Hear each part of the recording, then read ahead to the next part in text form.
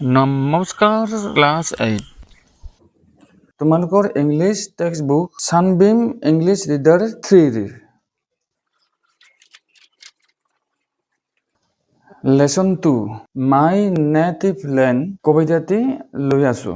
আজি মই কবিতাটি তোমালোকৰ কাৰণে সহজকৈ বুজাই দিম, লগতে এক্টিভিটিজবোৰো সমাধান কৰি দিম। এতিয়া আহা আমি কবিতাটিৰ মাজলৈ যাওঁ। He asked me, the old man by the street, blind, lonely, and poorer than me, tell me what my land is like. ছাত্ৰ ছাত্ৰীসকল, প্ৰথমৰ এই তিনিটা লাইনতে কবিতাটিৰ বিষয়বস্তু কি হ'ব পাৰে আমি ধৰিব পাৰোঁ। He asked me, the old man by the street. বুঢ়া মানুহজনে ৰাস্তাতে মোক লগ পাই সুধিলে। Blind, lonely and poorer than me. অন্ধ, অকলশৰীয়া আৰু মোতকৈও দুখীয়া। Tell me what my land is like. বুঢ়া মানুহজনে সুধিছে, মোক কোৱা মোৰ দেশখন কেনেকুৱা। ছাত্ৰ ছাত্ৰীসকল, যিহেতু বুঢ়া মানুহজন অন্ধ, কবিয়ে কোনো দৃশ্য দেখুৱাই তেওঁৰ মাতৃভূমিখনৰ বৰ্ণনা কৰিব নোৱাৰে। সেয়ে তেওঁ মাতৃভূমিখনৰ কিছুমান বিশেষ বৈশিষ্ট্যৰ কথা তেওঁক অনুভৱ কৰিব দিছে, কাণেৰে শুনিব দিছে, নাকেৰে গন্ধ ল'বলৈ দিছে, যাতে তেওঁৰ মাতৃভূমিখনৰ এখন বাস্তৱ ছবি মনলৈ ভাহি আহিব পাৰে। আৰু সেয়ে কবিয়ে কৈছে, ব্ৰীথ কোকা, আই ছেইড, ব্ৰীথ ডিপ। ছাত্ৰ ছাত্ৰীসকল, ব্ৰেথ, ব্ৰীথ এই দুটা শব্দলৈ মন কৰা।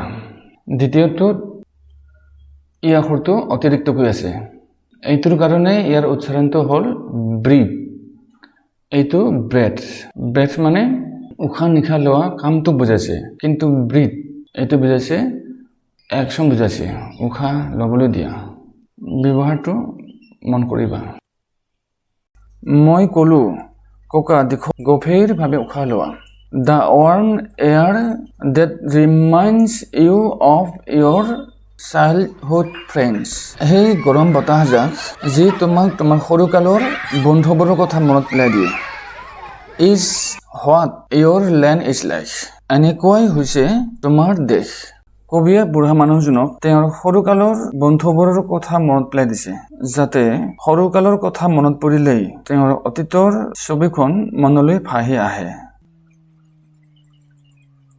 The cool breeze on your face this morn, after last night's endless thunder and rain.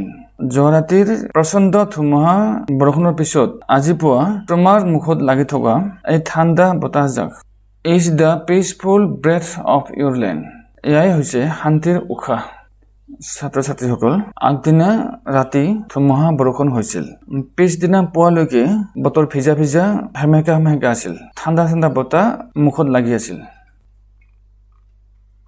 The contented gargling of that little baby tied to her mother's sturdy back.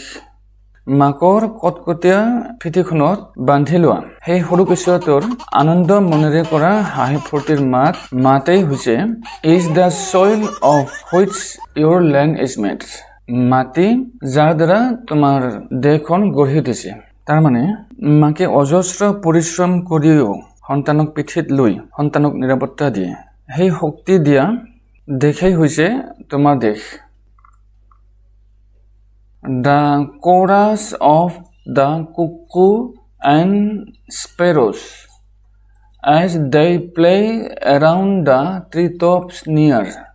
গছৰ ওপৰত খেলি থকা কুলি আৰু ঘনচিৰিকা চৰাইবোৰৰ এই যে সমবেত কল Kakoli is what shapes your native land. এইবোৰেই তোমাৰ দেশখনক এক সুন্দৰ ৰূপ দিছে। The distant roll of the Bihu ঢোল, দূৰৰ পৰা ভাহি অহা ঢোলৰ মাত। The পেপা and গগনা my neighbors play. মোৰ ওচৰ চুবুৰীয়াই বজোৱা পেপা গগনা। The heavy aroma of the পিঠা and লাড়ু, পিঠা আৰু লাড়ুৰ সেই মন মতলীয়া কৰা গোন্ধ। The scene of the evening prayer in the Namkhor Mosjid Church. সন্ধিয়া নামঘৰৰ মছজিদৰ গীৰ্জাৰ পৰা ভাহি অহা প্ৰাৰ্থনাৰ ধ্বনিসমূহ মিলিয়েই This make the soul of your beloved land. এই সকলোবোৰ মিলিয়েই তোমাৰ মৰমৰ দেশখনৰ আত্মা গঠন কৰিছে ছাত্ৰ ছাত্ৰীসকল এনেকৈয়ে কবিয়ে অনুভৱৰ জৰিয়তে অতীতৰ স্মৃতিৰ জৰিয়তে শ্ৰৱণ শক্তিৰ জৰিয়তে গন্ধৰ জৰিয়তে বুঢ়া মানুহজনক নিজৰ দেশখনৰ বৰ্ণনা দি আছে যিবোৰ বিশেষ বিশেষ বৈশিষ্ট্য হয় আশা কৰিছোঁ তোমালোকে কবিতাটো বুজি পাইছা এতিয়া তোমালোকে ধৰিব পাৰিছানে কোনখন দেশৰ কথা কোনটো সময়ৰ কথা ইয়াতে কোৱা হৈ আছে যে ধৰিব পৰা নাই ইয়াৰ উত্তৰটো ভিডিঅ'ৰ শেষত দি দিছোঁ চাবা এতিয়া আহা আমি এক্টিভিটিজবোৰৰ সমাধান কৰোঁ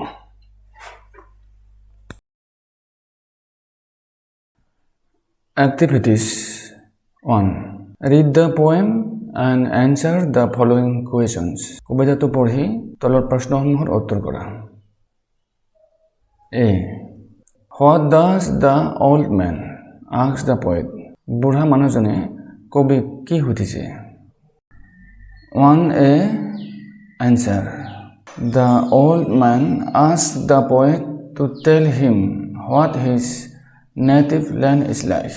বৃদ্ধ মানুহজনে কবিক তেওঁৰ জন্মভূমিখন দেখাবলৈ কেনেকুৱা সেই বিষয়ে ক'বলৈ কৈছিল B.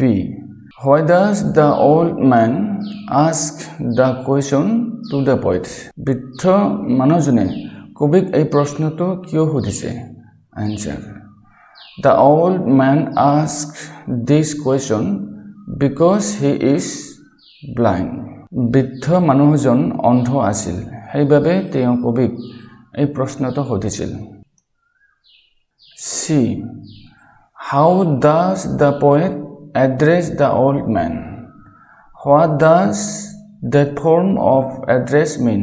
কবিয়ে বৃদ্ধ মানুহজনক কেনেকৈ সম্বোধন কৰিছে সেই সম্বোধনৰ অৰ্থ কি Answer. The poet addresses the old man as Koka. This form of address means grandfather in the Assamese language. This shows respect and affection. কবিয়ে বৃদ্ধ মানুহজনক কোকা বুলি সম্বোধন কৰিছে অসমীয়া ভাষাত ইয়াৰ অৰ্থ হৈছে কোকা দেউতা এই শ্ৰদ্ধা আৰু মৰম প্ৰকাশ কৰে D. Why does the poet ask the old man to breathe deep? কবিয়ে বৃদ্ধ মানুহজনক কিয় দীঘলকৈ উশাহ ল'বলৈ কৈছে Answer. The poet asked the old man to breathe deep so that he can feel the warm air which will remind him of his childhood friends. কবিয়ে কোকাক দীঘলকৈ উশাহ ল'বলৈ কৈছে যাতে তেওঁ সেই গৰম বতাহজাক অনুভৱ কৰিব পাৰে যিয়ে তেওঁক সৰুকালৰ বন্ধুবোৰৰ কথা মনত পেলাই দিয়ে E. With what does the poet compare the cool breeze on the old man's face? কবিয়ে বুঢ়া মানুহজনৰ মুখত লাগি থকা ঠাণ্ডা বতাহজাকক কাৰ লগত তুলনা কৰিছে The poet compares the cool breeze on the old man's face to the peaceful breath of his native land. কবিয়ে বৃদ্ধজনৰ মুখত লাগি থকা ঠাণ্ডা বতাহজাকক তেওঁৰ জন্মভূমিৰ এক শান্ত উশাহৰ সৈতে তুলনা কৰিছে F. With what does the poet compare the contented gargling of the little baby? সেই সৰু বেবীটোৰ ফূৰ্তিত কৰা হাঁহি ফূৰ্তি কবিয়ে কাৰ লগত তুলনা কৰিছে Answer. The poet compares the contented gargling of the little baby to the soil of his land. কবিয়ে সৰু কেঁচুৱাটোৰ সন্তোষীয়া গুণগুণনিক ফূৰ্তিতে কৰা হাঁহি ধেমালিক জন্মভূমিখন গঢ়ি উঠা মাটিৰ সৈতে তুলনা কৰিছে। G. What does the chorus of the cuckoo and the sparrows do? কুলি চৰাই আৰু ঘনচিৰিকাৰ সমবেত কলকাকলিয়ে কি কৰে? Answer. The chorus of the cuckoo and the sparrows helps to save his native land. কুলি আৰু ঘৰচিৰিকা চৰাইবোৰৰ সমবেত কলকাকলিয়ে তেওঁৰ জন্মভূমিক এটা ধুনীয়া ৰূপ দিয়াত সহায় কৰে। H. What are the things that create the soul of the poet's beloved country? কবিৰ মৰমৰ দেশখনৰ আত্মা গঠন কৰা সেই বস্তুবোৰ কি কি? Answer. The distant roll of the bihudhol, the pepa and gogona, the heady aroma of the pitha and laru, and the scent of the evening prayers in the Namkhor, Masjid and church are the things that create the soul of the poet's beloved country. দূৰীৰ পৰা ভাহি অহা ঢোল, পেপা গগনাৰ মাত, পিঠা লাৰুৰ সুঘ্ৰাণ আৰু নামঘৰ, মছজিদ তথা গীৰ্জাত হোৱা সন্ধিয়াৰ প্ৰাৰ্থনাৰ ধ্বনি এইবোৰেই হ'ল কবিৰ মৰমৰ দেশখনৰ আত্মা গঠন কৰা বস্তুবোৰ।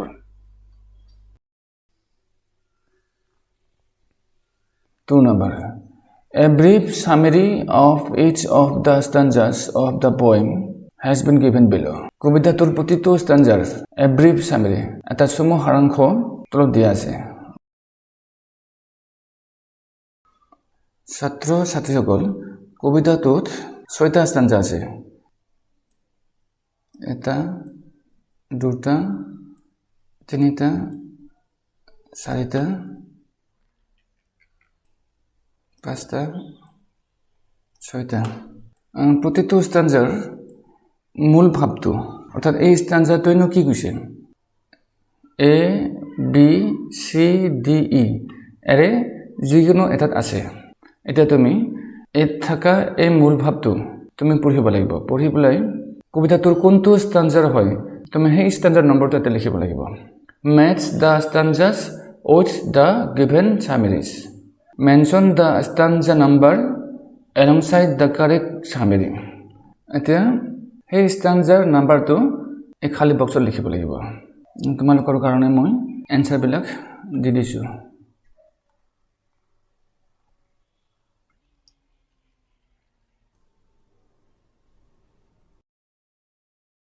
3 number. Note that the poem is a series of information to a blind man on what his land is like. মন কৰিবা যে কবিতাটো এজন অন্ধ মানুহক তেওঁৰ দেশখনৰ বিষয়ে দি থকা series of information এটাৰ পিছত এটাকৈ দি থকা তথ্য দি থকা হৈছে। The girl provides the information by making use of the senses that are very strong in blind persons. অন্ধ মানুহৰ ক্ষেত্ৰত যিবোৰ ইন্দ্ৰিয় বেছি শক্তিশালী হয় সেইবোৰ ইন্দ্ৰিয় ছোৱালীজনে ব্যৱহাৰ কৰিছে। These senses are touch, hearing, smell. তাৰ মানে ছাত্ৰ ছাত্ৰীসকল অন্ধ মানুহৰ ক্ষেত্ৰত ফিল কৰা ক্ষমতা, শুনা ক্ষমতা, নাকেৰে গন্ধ লোৱা ক্ষমতাটো বেছি শক্তিশালী। সেইকাৰণে ছোৱালীজনে সেইকেইটা ইন্দ্ৰিয় ইউজ কৰিছে তেওঁৰ জন্মভূমিখন বৰ্ণনা দিয়াৰ ক্ষেত্ৰত। 1 নম্বৰ প্ৰশ্ন দিছে আমাক find out the examples that the poet uses to make the old man feel what his land is like. কবিয়ে বুঢ়া মানুহজনক তেওঁৰ দেশখন কেনেকুৱা তাক অনুভৱ কৰাবলৈ কি কি এক্সাম্পল ব্যৱহাৰ কৰিছে বিচাৰি উলিওৱা। Here is an example. ইয়াতে এটা এক্সাম্পল দিয়া আছে the warm air, গৰম বতাহ। এনসাৰটো হ'ব answer. Examples used to make the old man feel what his land is like. বৃদ্ধ মানুহজনক তেওঁৰ দেশখন কেনেকুৱা সেইটো অনুভৱৰ জৰিয়তে বুজাবলৈ ব্যৱহাৰ কৰা উদাহৰণসমূহ the warm air এটা আমাক দিয়া আছে the cool breeze on your face মুখত লগা ঠাণ্ডা বতাহজাক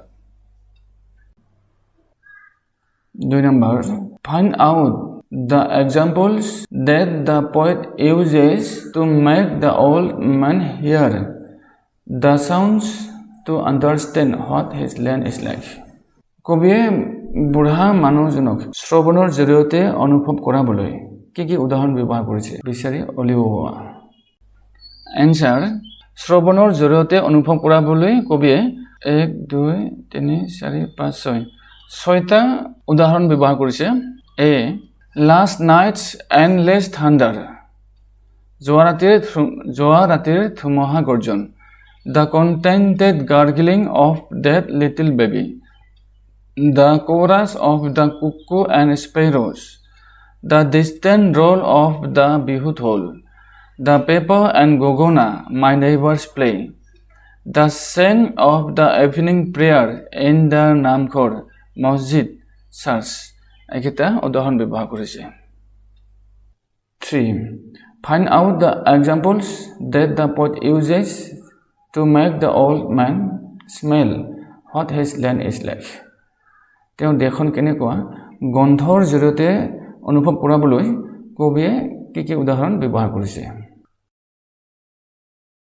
এনসাৰটো হ'ব examples that the poet uses to make the old man smell what his land is like.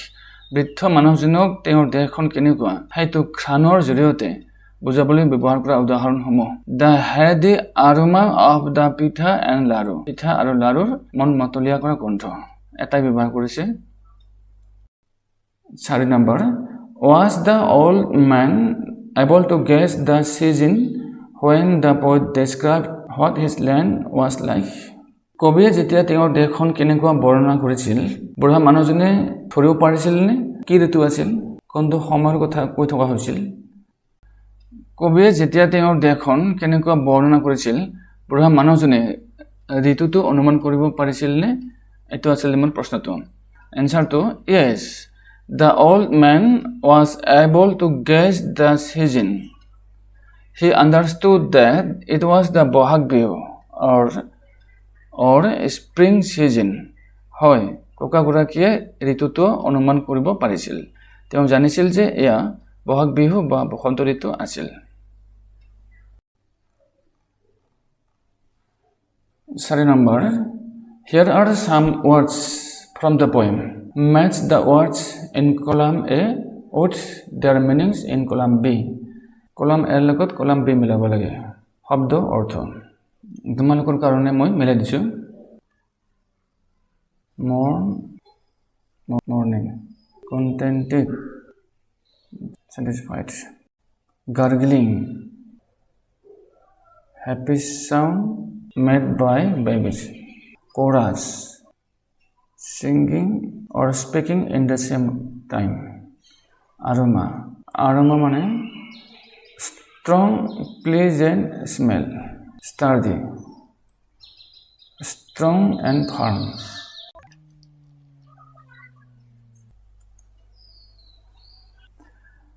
5 number, A, practice pronouncing the following pairs of words. তলৰ শব্দৰ জোৰবিলাকৰ উচ্চাৰণ practice কৰা। Then recite the poem with correct pronunciation. তাৰপিছত উচ্চাৰণেৰে কবিতাটো পঢ়া। ইয়াতে বিশেষ কৰিবলগীয়া একো নাই, তোমালোকে মাত্ৰ পঢ়িলেই হ'ল। Study, study, breathe, breathe, warm, warm, rain, rain, then, search, search, deep, deep, learn, learn. B number, here are a few more sentences for practice. এয়া প্ৰেক্টিছৰ কাৰণে আৰু কেইটামান সেন্টেন্স দিয়া হৈছে। Practice saying these sentences after your teacher. তোমালোকৰ sir মেমে পঢ়ি যোৱাৰ লগে লগে তোমালোকে পঢ়ি যাবা। ইয়াতে কৰিবলগা একো নাই, তোমালোকৰ ছাৰ মেমে পঢ়িব, তোমালোকে পঢ়ি গ'লেই হ'ল। 6 number, in the poem you will find the poet referring to 3 musical instruments that are used in the Husori programs of Bihu. কবিতাটোত কবিয়ে বিহু হুঁচৰি অনুষ্ঠানত ব্যৱহাৰ কৰা 3টা বাদ্যযন্ত্ৰৰ উল্লেখ কৰা দেখিছা। A নম্বৰত ঢোল, A drum made especially for the Bihu festival and hence called the Bihu Dhol or Bihu drum.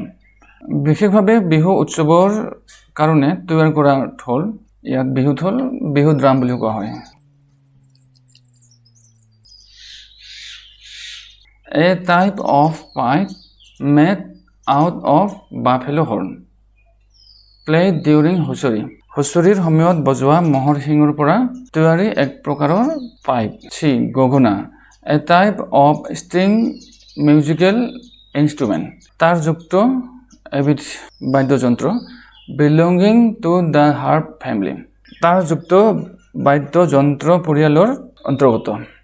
There are many more musical instruments used in Husori performances হুঁচৰি পৰিৱেশনত আৰু বহুতো বাদ্যযন্ত্ৰ ব্যৱহাৰ হয়।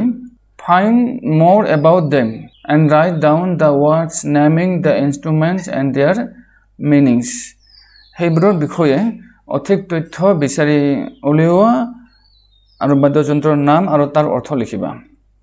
Draw their diagrams as shown above ওপৰত দিয়া ধৰণে তোমালোকে ছবি আঁকিবা and write a small paragraph of about 6 lines on the musical instruments that are used in the Bihu festival আৰু ছবি আঁকি বিহু উৎসৱত ব্যৱহাৰ কৰা বাদ্যযন্ত্ৰসমূহৰ ওপৰত 6 শাৰীৰ এটা সৰু পেৰাগ্ৰাফ লিখা। তোমালোকে লিখিবা আৰু তোমালোকৰ ছাৰ মেমক ক্লাছত দেখুৱাবা।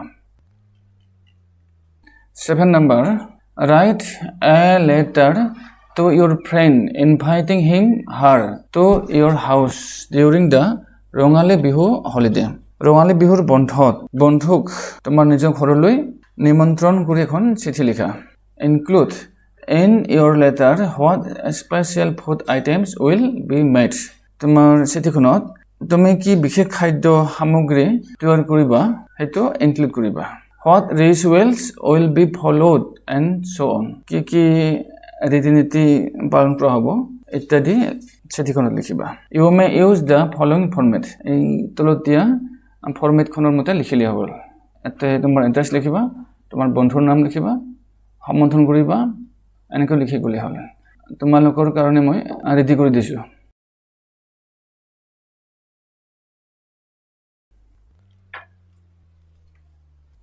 Ask number A 1. Your teacher will read aloud a passage about an American tourist.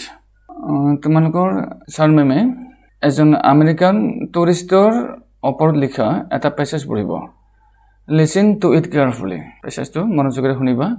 As you listen, শুনাৰ লগতে fill in the gaps in the passage below. পেছেজটোৰ খালী ঠাইসমূহ fill up কৰিবা। ছাত্ৰ-ছাত্ৰীসকল তোমালোকৰ ছাৰ মেমে পঢ়িব লগা এই পেছেজটো 112 পৃষ্ঠাত আছে শেষত। এইটো হ'ল তোমালোকৰ 112 পৃষ্ঠাত থকা পেছেজটো। তোমালোকৰ ছাৰ মেমে এই পেছেজটো পঢ়ি শুনাব আৰু তোমালোকে শুনাৰ লগে লগে সেই খালী ঠাইবোৰ পূৰণ কৰিব লাগিব। আমি গোটেই পেছেজটো নপঢ়ো, মূল কথাখিনি মই এবাৰ কৈ দিওঁ। আমাৰ মাই নেটিভ লেণ্ড কবিতাটিৰ কবিজনে এদিন কলকাতাত সেই আমেৰিকান টুৰিষ্টজনক লগ পায়। পৰ্যটকজনে জনাইছিল যে তেওঁ এবাৰ অসম ভ্ৰমণলৈ গৈছিল আৰু তেওঁলোকৰ মাজত হোৱা এই কথোপকথনখিনি পেছেজটোত আছে। তোমালোকৰ কাৰণে মই খালী জেগাসমূহ পূৰণ কৰি দিছোঁ।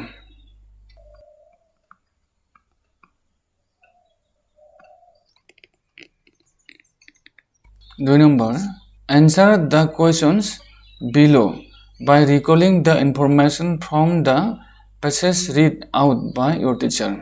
তোমালোকৰ ছাৰ মেমে পঢ়া পেছেজটোৰ পৰা ইনফৰমেশ্যনসমূহ মনত পেলাই তলৰ প্ৰশ্নসমূহৰ উত্তৰ কৰা। A. What was the name of the American tourist? American টুৰিষ্টজনৰ পৰ্যটকজনৰ নাম কি আছিল? ছাত্ৰ-ছাত্ৰীসকল পৰ্যটক মানে তোমালোকে জানে না নাজানা? এখন দেশৰ পৰা এখন দেশলৈ এটা ঠাইৰ পৰা আন ঠাইলৈ ঘূৰি ফুৰা মানুহকে পৰ্যটক কয়। ছাত্ৰ-ছাত্ৰীসকল মই এনচাৰবিলাক দি দিছোঁ। Now read the first passage at page 112 individually and in groups.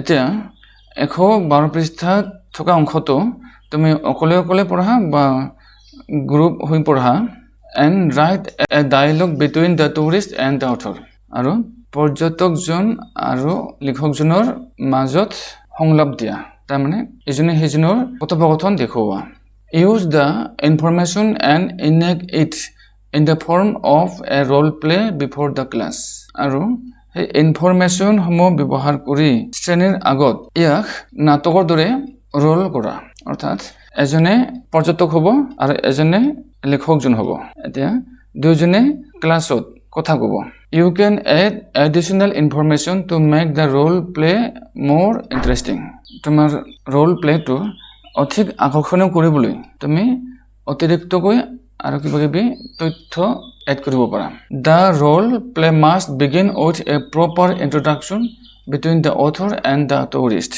নাটকৰ আৰম্ভণিতে লেখক আৰু পৰ্যটকৰ মাজত সঠিক ইন্ট্ৰোডাকশন কেনেকৈ পৰিচিত হ'ব লাগিব হেতু দেখুৱা ছাত্ৰ ছাত্ৰীসকল তোমালোকৰ ছাৰ মেমে এইখিনি ক্লাছত কৰাব এইবোৰ এক্টিভিটিজ আমাৰ ইংলিছ ইমপ্ৰুভমেন্টৰ কাৰণে খুব জৰুৰী তোমালোকে কৰিবা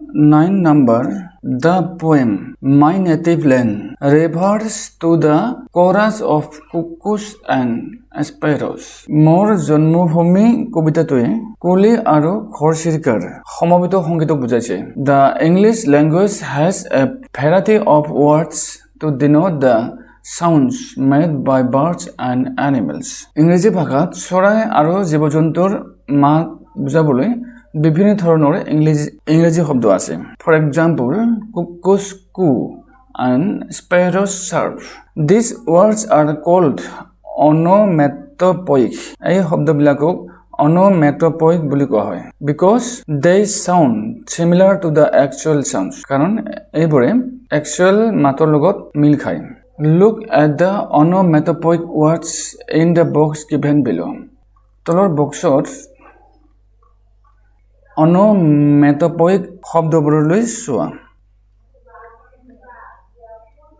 match them correctly with the pictures of the birds and animals given here ইয়াতে দিয়া চৰাই আৰু জন্তুবোৰৰ লগত সেই শব্দবোৰ মেচ কৰা ছাত্ৰ ছাত্ৰীসকল তোমালোকৰ কাৰণে মই এনসাৰ দি দিছো cow moo owl hood hen clock lamb bleat parrot screech pigeon coo crow caw snake hiss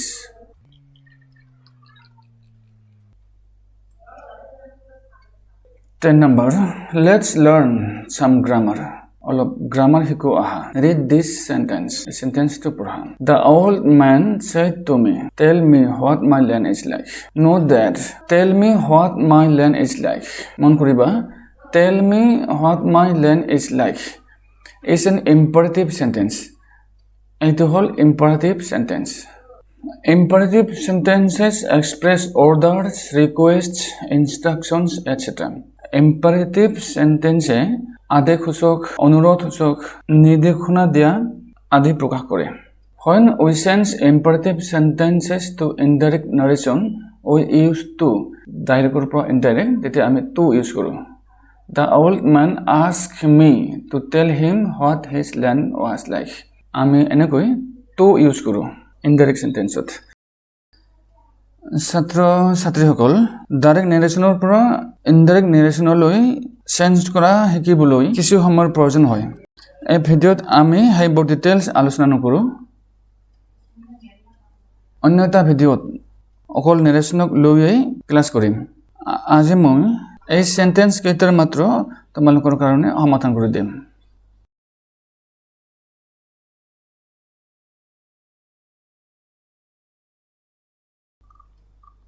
Eleven number work in pairs দুজন লগ হৈ কৰা share with your partner তোমাৰ পাৰ্টনাৰক কোৱা what inspires you the most about your native land তোমাৰ মাতৃভূমিৰ কোনটো বস্তু তোমাক বেছি আকৰ্ষণ কৰে তোমাৰ বন্ধুক কোৱা it could be the following ই তলত দিয়াৰ দৰে হ'ব পাৰে the gifts of nature that your native land has প্ৰকৃতিয়ে তোমাৰ মাতৃভূমিক দিয়া উপহাৰবোৰ যেনে like its rivers, forests, islands, wildlife, etc.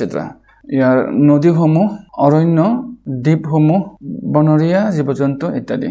The beautiful people of your land, তোমাৰ দেশৰ সুন্দৰ মানুহবোৰ, who have different cultures and celebrates different traditions, festivals, etc. যাৰ বিভিন্ন ধৰণৰ কালচাৰ আছে, বিভিন্ন ধৰণৰ পৰম্পৰা, উৎসৱ আদি পালন কৰে ইত্যাদি। ছাত্ৰ ছাত্ৰীসকল, তোমালোকে নিজৰ নিজৰ উত্তৰ লৈ তোমালোকৰ নিজৰ নিজৰ বন্ধুক ক'বা। 12 নম্বৰ, লেটছ মেক পিঠা, পিঠা বনাও আহা। ছাত্ৰ ছাত্ৰীসকল, পিকচাৰত দিয়া এই পিঠা কেনেকৈ বনাব লাগে ইয়াতে ডিটেইলছ আছে, সেইমতে তোমালোকে পিঠা বনাবা আৰু ঘৰত খাবা, পাৰিলে ছাৰ মেমকো এখন দুখন দিবা। মৰমৰ ছাত্ৰ ছাত্ৰীসকল, এইখিনিতে আমাৰ কবিতাটিৰ আটাইকেইটা এক্টিভিটিছৰ সমাধান শেষ হৈছে। আশা কৰিছোঁ মোৰ ইউটিউব ক্লাছৰ পৰা তোমালোকে উপকৃত হ'ব পাৰিছা। ধন্যবাদ।